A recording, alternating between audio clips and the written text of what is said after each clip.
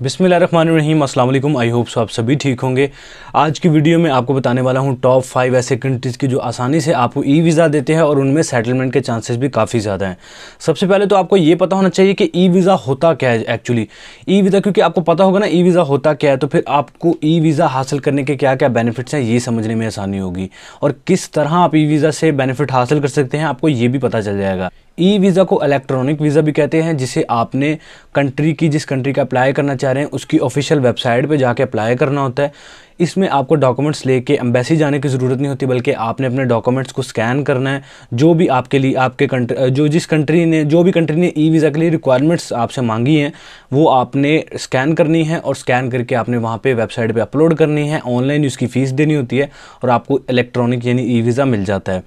अच्छा, हर कंट्री के e visa की रिक्वायरमेंट्स चेंज हो सकती है। मतलब जैसे कि फॉर एग्जांपल अज़रबैजान एक कंट्री है, वो भी पाकिस्तानियों को ई वीज़ा देता है। उसका ई वीज़ा लेने के लिए आपको सिर्फ आपका पासपोर्ट और फ़ोटोज़ चाहिए होती हैं, सिर्फ। कोई बैंक स्टेटमेंट नहीं, कोई और डॉक्यूमेंट्स नहीं आपको चाहिए होता। आपका पासपोर्ट, ID कार्ड और आपकी फ़ोटोज़ बस, जिसका वाइट बैकग्राउंड हो। और वीज़ा फ़ीस देके आपने अज़रबैजान का 30 दिन का ई वीज़ा हासिल कर लेते हैं घर बैठे। ठीक है, डिटेल्स आगे बताता हूँ। इसी के कंपेयर अगर सिंगापुर को करें तो सिंगापुर भी पाकिस्तानियों को ई वीज़ा देता है, लेकिन वहाँ पे आपको डॉक्यूमेंट्स तकरीबन अज़रबैजान से कुछ ज़्यादा चाहिए होते हैं। सिंगापुर के ई वीज़ा के लिए आपको पासपोर्ट, ID कार्ड, अपने एडिशनल डॉक्यूमेंट्स, कवर लेटर, ये सारी चीज़ें चाहिए होती हैं। तो यार हर कंट्री के ई वीज़ा की रिक्वायरमेंट्स डिफरेंट होती हैं। ठीक है, ये बात आपने ध्यान में रखनी है। ई वीज़ा आपको मिलता कैसे है? आपको ई वीज़ा मिलता है आपके ईमेल पर। जो आप ईमेल देते हैं अप्लाई करने के वक्त, तब आपको उसी ईमेल पर कंट्री की वेबसाइट जो है, इमिग्रेशन जो है उनकी, वो आपको रिटर्न करती है वीज़ा वाया ईमेल। उसका फिर आपने प्रिंट आउट निकलवाते हैं और आप इजीली ट्रैवल कर सकते हैं। बात करते हैं उन टॉप 5 कंट्रीज़ की जो पाकिस्तानियों को इजीली ई वीज़ा प्रोवाइड करते हैं। नंबर 5 पे यहाँ पे हमारे पास आता है UAE, जिसे हम दुबई भी कहते हैं लोग। UAE का वैसे तो टूरिस्ट वीज़ा यार कोई मुश्किल नहीं है। आप किसी एयरलाइन, दुबई की जो एयरलाइन है उसके थ्रू भी आप ये टूरिस्ट वीज़ा ले सकते हैं। 3 महीने का भी होता है और 30 दिन का भी होता है।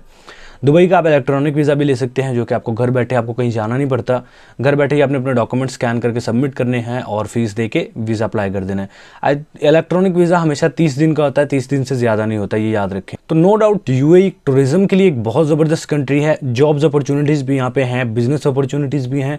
तो एक अच्छा पैकेज है अगर आप अपने करियर का स्टार्ट करना चाहते हैं। मतलब आप किसी कंट्री नहीं गए और UAE का जैक आपका लग रहा है, तो फिर मुझे लगता है आपको ट्राई कर लेना चाहिए। हाँ, आपको यहाँ पे salary compare to European countries आपको बहुत कम देखने को मिलेगी, लेकिन आप अपने करियर का स्टार्ट कर सकते हैं। अगर आप किसी भी कंट्री नहीं गए तो UAE is perfect for you, कि आपको वहाँ पे जॉब मिल जाएगी, बिजनेस के अच्छे चांसेस हैं और सैलरी तकरीबन आपकी ठीक ठाक मिल जाती है कि आपका गुजारा हो जाता है, ताकि आपको एक्सपीरियंस आ जाता है। और UAE से फिर आगे किसी और कंट्री में, यूरोपियन में ट्रैवल करना आपके लिए आसान हो जाता है, क्योंकि आपका स्टेटस चेंज हो जाता है। अभी आप पाकिस्तानी पासपोर्ट रख रहे हैं, आपको उस हिसाब से एम्बेसीज डील करेंगी।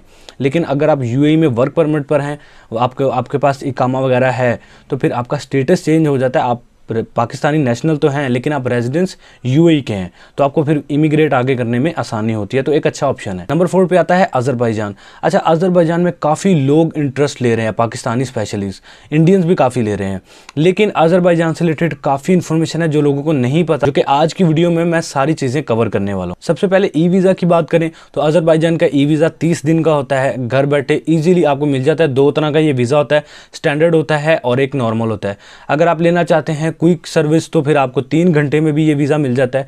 फीस थोड़ी सी 2-3 हज़ार रुपये पाकिस्तानी रुपये ज़्यादा होती है, लेकिन अगर आप नॉर्मली लेना चाहते हैं तो 3 से 4 दिन में वीज़ा आपको मिल जाता है, जिसकी फ़ीस फिर कम होती है।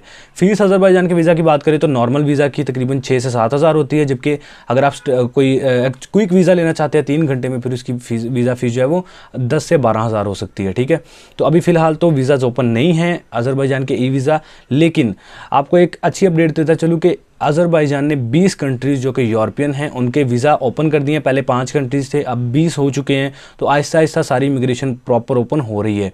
तो उम्मीद है कि ये सितंबर के एंड पे या फिर अक्टूबर के स्टार्ट में अज़रबैजान पाकिस्तानियों के लिए भी ई वीज़ा स्टार्ट कर देगा। बाकी रिक्वायरमेंट्स की बात करें तो आपको आपका पासपोर्ट चाहिए होगा और फ़ोटोज़ चाहिए होंगी और ID कार्ड, बस ये चीज़ें चाहिए होंगी। आपने स्कैन करनी है, अज़रबैजान की ऑफिशियल वेबसाइट पर जाना है, जिसका डिस्क्रिप्शन में लिंक दे दूँगा। वहाँ पर जाके आपने अपने डॉक्यूमेंट्स स्कैन जो किए हैं वो सबमिट करने हैं, वीज़ा फ़ीस पे करनी है ऑनलाइन ATM कार्ड वगैरह के ज़रिए, और फिर आप अपना वीज़ा अप्लाई कर लेंगे। और जो भी आपके मुताबिक, अगर आपने 3 घंटे वाला किया है तो 3 घंटे के बाद वीज़ा आपको मेल कर दिया जाएगा। 3 दिन वाला किया है तो 3 दिन बाद आपको वीज़ा मेल कर दिया जाएगा। उस वीज़ा का आपने प्रिंट आउट निकलवाना है और ईजिली आप अजरबैजान ट्रैवल कर सकते हैं। तो नो डाउट अजरबैजान एक यूरोपियन लुक रखने वाला कंट्री है। यहाँ पे स्ट्रक्चर अगर आप देख लें, आप कल्चर देख लें, लोग देख लें, तो A to Z सारे यूरोपियन कल्चर है, यूरोपियन माहौल है। आपको लगेगा ही नहीं कि आप एशियन साइड पे घूम रहे हो। लेकिन Azerbaijan is not in Europe, ठीक है ना। तो काफ़ी एजेंट्स, ये चीज़ इसलिए क्लियर कर रहा हूँ क्योंकि काफ़ी एजेंट्स आपको कह रहे हैं जिन लोगों को नहीं पता, वो एजेंट्स कहते हैं आपसे 7-7, 8-8 लाख रुपया ले रहे हैं और आप कहते हैं यूरोप लेके जाएंगे और फिर अजरबैजान जाके छोड़ के आपको रफू चक्कर हो जाते हैं। और कुछ लोगों के साथ तो ऐसा भी हो रहा है कि यहाँ से अजरबैजान जाके वहाँ से आगे यूरोप भेजने का झांसा दे के 7-8-10 लाख रुपए लूट के और फिर अजरबैजान में बंदे को छोड़ के फरार हो जाते हैं, ठीक है ना। जॉब्स की बात करूँ, अजरबैजान में जॉब्स जो हैं मतलब यार ठीक है आपको मिल जाती हैं, लेकिन आपको लैंग्वेज, वहाँ की आज़री लैंग्वेज आनी चाहिए। लैंग्वेज नहीं आती तो भूल जाओ कि जॉब मिलेगी, ठीक है ना। बिज़नेस की अपॉर्चुनिटीज़ अच्छी हैं। बिज़नेस की अपॉर्चुनिटीज़ इसलिए अच्छी हैं क्योंकि वहाँ पे कोविड की वजह से लोग छोड़ के भाग गए थे अपना बिज़नेस, क्योंकि उनका टूरिज़्म नहीं आ रहा था। टूरिज़्म बेस्ड कंट्री है अजरबैजान, टूरिज़्म नहीं आ रहा था, लोग अपना बिज़नेस छोड़ के भाग गए। अब अच्छी लोकेशंस पे आपको सस्ती प्रॉपर्टी मिल जाएगी अगर आप बिज़नेस शुरू करना चाह रहे हो, ठीक है, तो इज़ परफेक्ट फॉर यू। बाकी मैं आपको बता चुका हूँ कि वाकई अजरबैजान आने वाले वक्त का दुबई है, लेकिन बिज़नेस के लिए, नॉट फॉर जॉब्स। क्योंकि जॉब आने वाले वक्त में आ जाए तो कोई कह नहीं सकते, लेकिन बिज़नेस की अपॉर्चुनिटीज़ इसलिए अच्छी क्योंकि यहाँ पे एक तो बिज़नेस आप सस्ते पैसों में शुरू कर सकते हैं, कम पैसों में। कंपेयर करें ना अजरबैजान को दुबई से, तो यार बहुत ज़्यादा डिफरेंस है। क्योंकि अजरबैजान में अगर आप बिज़नेस स्टार्ट करना चाहते हैं, अच्छी खासी अमाउंट चाहिए। अजरबैजान में आपको बहुत ज़्यादा अमाउंट नहीं, बल्कि 7-8 लाख से भी आप बिज़नेस शुरू कर सकते हो, ठीक है। दुबई में आपको बहुत सारी फॉर्मेलिटीज़ पूरी करनी पड़ती हैं, गवर्नमेंट को काफ़ी कुछ पे करना पड़ता है, फिर आपको परमिशन मिलती है, ठीक है। लेकिन अजरबैजान की गवर्नमेंट बहुत ज़्यादा फ्रेंडली है और वो तो खुद चाहते हैं कि आप बिज़नेस शुरू करें ताकि उनका टूरिज़्म मज़ीद बूस्ट हो, ठीक है ना। तो यहाँ पे गवर्नमेंट अजरबैजान में बहुत फ्रेंडली है। टोटल आपका 7 से 8 लाख रुपया लगेगा और आप अच्छा खासा अपना बिजनेस वहाँ पे स्टार्ट कर सकते हैं। बात करें अजरबैजान आप जा कैसे सकते हैं, अगर आप ई वीज़ा ले लेते हैं घर बैठे, तो 2 तरीके हैं, एक तो फ्लाइट के ज़रिए, दूसरा बाय रोड। फ्लाइट के ज़रिए जाएंगे तो आपके पैसे अच्छे खासे लग जाएंगे, मतलब आपको तकरीबन आपका 30 से 35 या 40 हज़ार की आपको टिकट मिल सकती है, फ़्लाइट टिकट, जो कि आपको लाहौर से मिल जाएगी, ठीक है। पाकिस्तान से डायरेक्ट शुरू हो चुकी है फ़्लाइट्स। अभी कब कंटिन्यूज़ हो रही हैं इसकी कंफर्म कोई अपडेट नहीं है, लेकिन आने वाले वक्त में ये 1-2 महीनों में अपडेट आ जाएगी, ठीक है, जैसे ही वीज़ा ओपन होंगे। उसके अलावा जो बाय रोड जाने का है वो आपका तकरीबन 15,000, 10 से 15,000 आपका लगेगा। इस तरह के आप यहाँ एक तो आपके पास अजरबैजान का टूरिस्ट वीज़ा होना चाहिए, ठीक है, जो आपने ई वीज़ा मतलब लिया है। ई वीज़ा में कैटेगरीज आती है, उसमें आपने टूरिज़्म सेलेक्ट कर लेना है और टूरिस्ट वीज़ा ले लेना है, ठीक है। ई वीज़ा अजरबैजान का आपके पास आ जाएगा, ठीक है। उसके बाद आपने ईरान का ट्रांजिट वीज़ा लेना है जो कि 7 दिन का होता है, ठीक है। वो आपको 3 से 4 हज़ार रुपये में, आपको 4,000 या 4500 रुपये में ऑनलाइन ही आपको मिल जाता है, ठीक है। तो आपने ट्रांजिट वीज़ा ले लेना अजरबैजान का। 2 वीज़ा आपके पास आ गए, एक तो अजरबैजान का टूरिस्ट वीज़ा और दूसरा ईरान का ट्रांजिट वीज़ा। ईरान का ट्रांजिट वीज़ा आपको तभी एम्बेसी इशू करेगी जब आप अजरबैजान का टूरिस्ट वीज़ा उनको दिखाएंगे और बताएंगे कि भाई आपके कंट्री से हो के हम अजरबैजान जाना चाह रहे हैं, क्योंकि पाकिस्तान के साथ है ईरान, ईरान के साथ है अजरबैजान। तो आप एम्बेसी को बताएंगे, ईरान एम्बेसी को, कि मैं पाकिस्तान से जा रहा हूँ ईरान और ईरान से फिर अजरबैजान जाऊँगा, तो 7 दिन का आपको वीज़ा मिल जाएगा। तो ये है बाय रोड जाने का तरीका, ठीक है। तो इसमें आपका इतना खर्चा नहीं लगेगा। हम अजरबैजान को थोड़ा सा काफ़ी डिटेल से मैं समझाने लग गया हूँ, तो आगे भी कंट्रीज़ हैं, तो अगले कंट्री की तरफ मूव होते हैं। नंबर 3 पे यहाँ पे आता है मलेशिया। मलेशिया नो डाउट अच्छी डेस्टिनेशन है टूरिज़्म के लिए। जॉब्स कंपेयर करें दुबई से तो अच्छी सैलरी में आपको यहाँ पर जॉब्स मिल जाती हैं कंपेयर टू दुबई। जॉब्स की और प्लस बिजनेस की अच्छी अपॉर्चुनिटीज़ यहाँ पे मौजूद हैं। स्ट्रक्चर अच्छा है, आपको टूरिज्म काफ़ी अच्छा देखने को मिल जाएगा। तो नो डाउट करियर स्टार्ट करना चाह रहे हैं, Malaysia is best option for you. E visa आपको मलेशिया देता है, जो कि ऑनलाइन ही आप अपने डॉक्यूमेंट सबमिट करेंगे और ई वीज़ा ले लेंगे। तो इसमें भी आपने इसी तरह करना है, आपका पासपोर्ट, ID कार्ड और बैंक डिटेल्स आपने देनी है, बैंक स्टेटमेंट वगैरह देनी पड़ेगी यहाँ पे। फ़र्क सिर्फ ये होगा कि आपको एम्बेसी जाना नहीं पड़ेगा, घर बैठे ही आप अपने डॉक्यूमेंट सबमिट करेंगे, वीज़ा फीस देंगे और वीज़ा अप्लाई करके आप इजीली इमिग्रेट कर लेंगे मलेशिया में, ठीक है। और बाय फ्लाइट ही आप जा सकते हैं, इसका बाय रोड का कोई चांस नहीं है। नंबर 2 पे आता है यहाँ पे सिंगापुर। सिंगापुर यार मतलब एशिया की अगर सबसे बेहतरीन डेस्टिनेशन देखें ना, जो कि जॉब्स और टूरिज्म के लिए हो, तो सिंगापुर से ज़्यादा अच्छी मुझे जगह कोई नहीं दिखती। नो डाउट सिंगापुर में IT वालों के लिए स्पेशली बहुत ज़्यादा जॉब्स हैं और अदर जॉब्स भी आपको देखने को मिल जाती है, लेकिन वीज़ा लेना थोड़ा सा टफ है। सिंगापुर में डॉलर चलता है, जो कि आई थिंक पाकिस्तानी 150 रुपये के लगभग है, करीब है।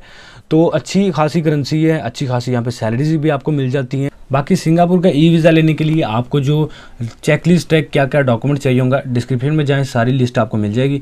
सिंगापुर के डॉक्यूमेंट्स में जो मैंने लिस्ट नीचे दी है वो आपने बनानी है, उसको स्कैन करना है, उन डॉक्यूमेंट्स को ऑनलाइन ही आपने सबमिट कर देना, क्योंकि पाकिस्तानियों के लिए खुशकिस्मती समझ लें कि सिंगापुर ने ई वीज़ा की फैसिलिटी दे रखी है, तो आपको एम्बेसी वगैरह खज्जल होने की ज़रूरत नहीं है। आप डॉक्यूमेंट्स अपने सबमिट करेंगे एम्बेसी में, अपना ऑनलाइन पोर्टल पे जो कि सिंगापुर ने दिया है कि आप यहाँ पे अपने स्कैन डॉक्यूमेंट करके अपलोड करें, वीज़ा फ़ीस दें और ई वीज़ा ले लें।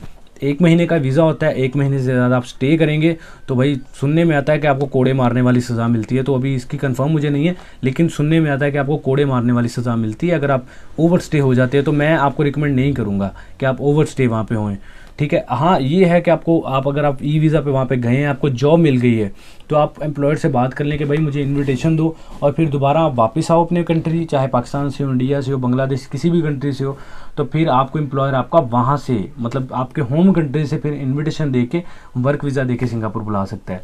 तो ये अच्छी अपॉर्चुनिटीज़ है। तो ये तो वो कंट्रीज थे जो कि आपको ई वीज़ा दे रहे हैं। अब आते हैं उन कंट्रीज़ की तरफ जो कि आपको ई वीज़ा तो देते हैं लेकिन वो अफ्रीका में मौजूद हैं, ठीक है। अफ्रीका में आपको कीनिया है, युगांडा है और इस तरह के 1-2 और कंट्रीज़ हैं, तो इनमें आप ई वीज़ा लेकर ट्रैवल कर सकते हैं। पाकिस्तानियों को ई वीज़ा की फैसिलिटीज़ ये देते हैं, अच्छे कंट्रीज़ हैं। कीनिया वैसे भी एक टूरिस्ट अफ्रीका की टूरिस्ट प्लेस समझी जाती है साउथ अफ्रीका के बाद, और युगांडा भी आपको वहाँ पे युगांडा में आपको जॉब्स अपॉर्चुनिटीज़ कुछ ना कुछ अफ्रीकन कंट्रीज़ की से कंपेयर करें तो आपको बेहतर मिल जाएंगे, ठीक है। युगांडा में आपको स्पेशली जो कार मैकेनिक्स हैं उनके लिए तो काफ़ी ठीक ठाक जॉब्स हैं वहाँ पे। इसके अलावा तुर्की से आगे 2 कंट्रीज़ हैं, तजाकिस्तान और किर्गिस्तान। ये 2 जो कंट्रीज़ हैं ये भी आपको इजीली घर बैठे वीज़ा दे देते हैं, कोई इतना मुश्किल नहीं रहता। तो यार ये वो कंट्रीज़ थे जो आपको ई वीज़ा की फैसिलिटीज़ देते हैं, जिनसे आप फ़ायदा उठा सकते हैं। अगर आपको जॉब मिल जाए वहाँ पे तो आप फिर अपना वर्क वीज़ा इजीली ले सकते हैं, ठीक है। अपने होम कंट्री में वापस आके एम्प्लॉयर आपका वर्क वीज़ा पे आपको बुला लेगा। तो ये वो कंट्रीज़ थे। आई होप सो कि आपको ये लिस्ट पसंद आई होगी। वीडियो से आपको थोड़ा सा भी नॉलेज मिला हो तो लाइक कीजिएगा। चैनल पे पहली दफ़ा है तो एवरी वीज़ा यूट्यूब चैनल को सब्सक्राइब करके बेल आइकन पर प्रेस कीजिएगा, ताकि आने वाली इन्फॉर्मेशन और जॉब आप मिस ना कर पाएँ। अपना बहुत सारा ख्याल रखिए, मिलते हैं नेक्स्ट वीडियो में। टेक केयर, अल्लाह हाफिज़।